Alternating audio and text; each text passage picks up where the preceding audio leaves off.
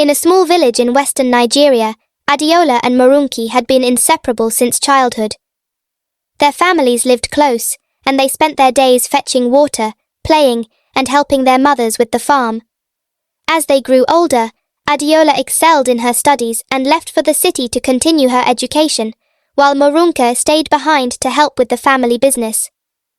Though far apart, the two women stayed in touch through letters, sharing updates about their lives.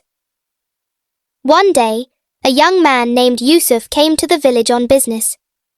He was from the northern part of the country, and his family had recently built a large estate nearby. When he met Adeola, he was immediately struck by her intelligence and warmth. The two spent time together, and soon, Yusuf began to fall for her. Marunka watched this growing relationship with mixed feelings. She was happy for her friend, but also bitter with envy.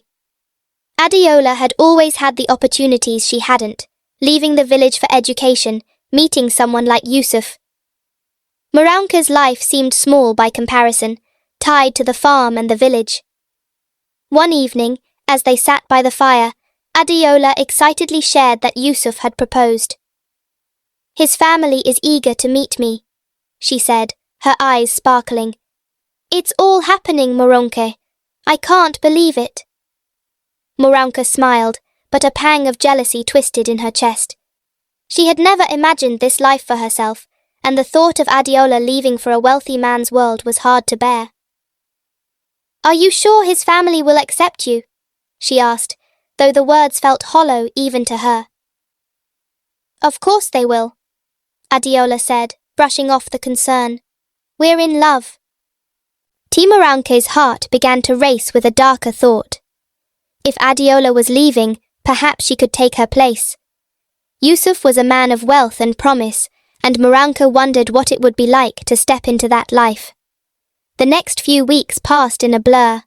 Marunki dressed more carefully, making sure to catch Yusuf's attention whenever he visited the village. She made her presence known, hoping he would see her, notice her beauty, and the life she could offer. She felt desperate but convinced that she was capable of winning him over. But despite her efforts, Yusuf never looked at her the way he looked at Adeola. He was always kind, but his heart belonged to her friend. When the wedding day finally arrived, Marunki played her part as a maid of honor, standing by Adeola's side with a smile that barely concealed her emotions. As Adeola walked down the aisle in her bright yellow gown, Marunki stood back, her heart heavy with unspoken words.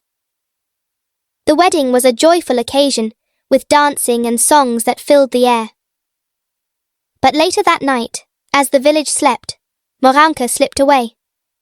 She knew that she could never force a love that was not meant for her.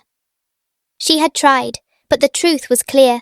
Love was not something that could be stolen.